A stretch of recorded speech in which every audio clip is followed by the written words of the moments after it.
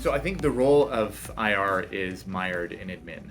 There is, and this has been historically the case, but even more so in today's world where there is so much data, so much potential insights can be gleaned that being able to just simply process data from multiple systems, be able to work with multiple systems from a workflow perspective, and the expectations from management in terms of being able to understand what's going on in the market, understand who your investors are, is something that those expectations have only gone up. And in many cases, IR teams have not grown in size. And so this administration issue is something that really hit home for us while we were a public company for a number of years. We experienced that it was just very difficult to get out from underneath that. So what we really applied ourselves to, and what we've been very focused on, is how to integrate workflows, how to automate many of these administrative and repetitive tasks to really free up the IR role to be more strategic. And what does that mean in terms of being more strategic is understanding really where to point the effort of the right investors to meet, to put the right investors in front of management, and also to understand the motivations of those investors in terms of what they're looking for. And again, that helps you understand who you should be prioritizing. So I think that this aspect of the role has expanded, but the number of people hasn't. Where we can help solve that is through software, automation, and certainly AI. The first that we experienced was all around the earnings process.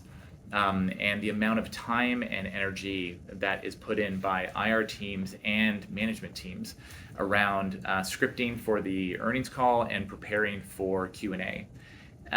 What we found there is that the amount of repetitive tasks that happen there, but also just the amount of kind of manual effort that has to go into just getting to a first draft. And that you're not only talking about IR teams, you're talking about CEO time, CFO time. So this is the most expensive hours in the entire business being applied to these aspects. So that's what we saw for ourselves. Then we started talking to our customers and understanding that we were not unique in that.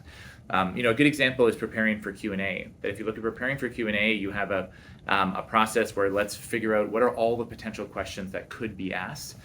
And then what ends up happening is you prepare the questions and the answers and rehearse those answers.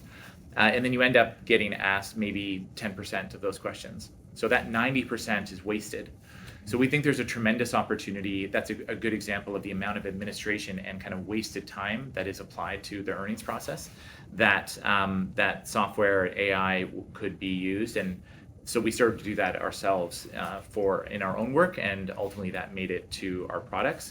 But I think in the same way you're looking at it being able to understand things like analyzing all the data that you have in terms of investor behavior across all of your touch points, the analytics that can happen there, the amount of investors that you're meeting, and understanding how behavior leads to action. So what behavior leads to investors taking a position.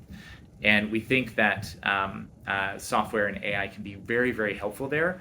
A lot of the targeting solutions that exist in today's market are quite basic. In terms of kind of 101 targeting. So show me my peers, who's invested in my peers, not me.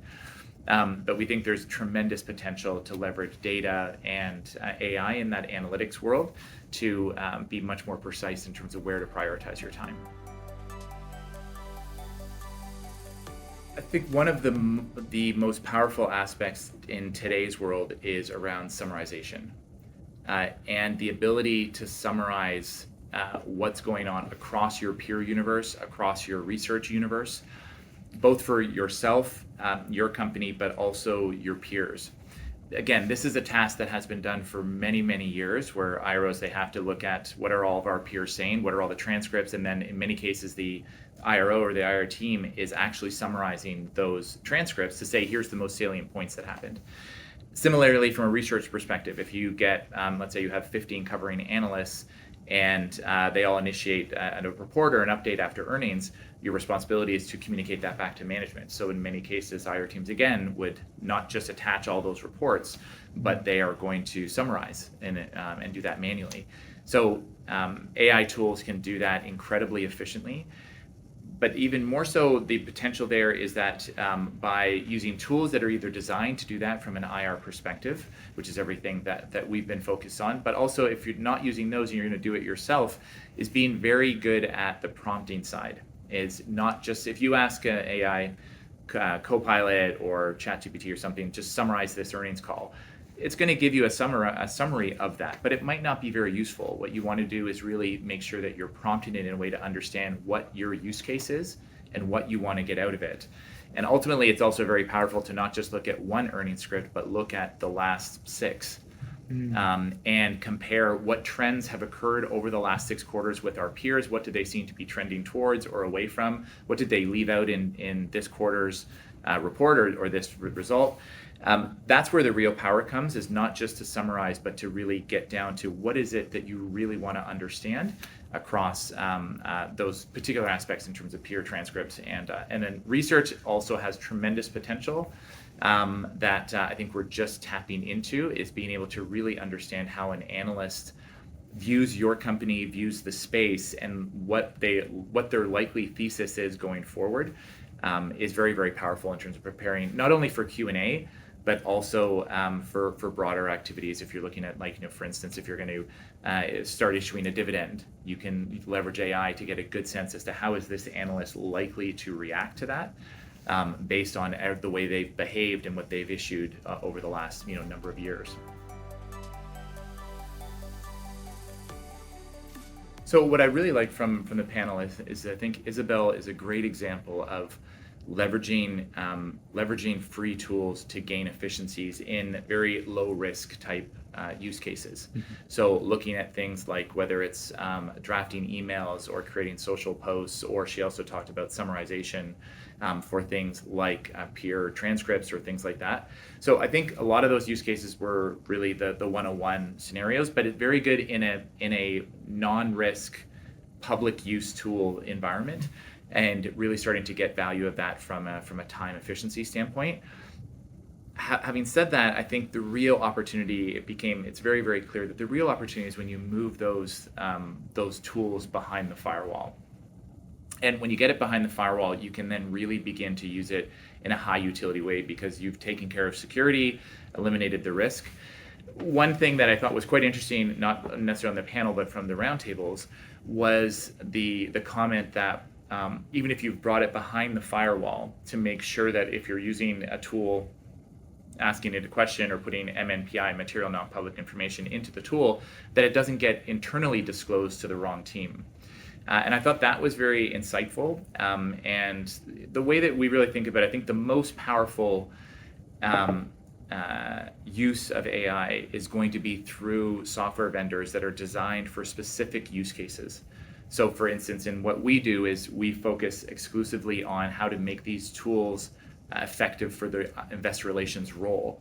That's also happening across the entire business. So in whatever the use case you have, whatever role in the business, whatever department, there are AI applications that help bring efficiencies, insights that don't exist today. So I think the software layer is essential, because otherwise, to really get the utility, you have to become incredibly strong at prompting. And prompting is essentially this next level of programming.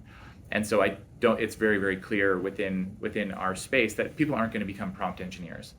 That's unrealistic, but where the opportunity is that the software executes that.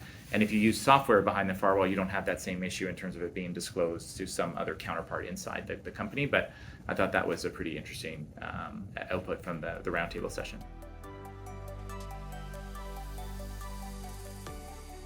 What gets a lot of attention is whether it's ChatGPT or Copilot or these various, a lot of the talk is around, as what we've talked about today, the risk, security, et cetera.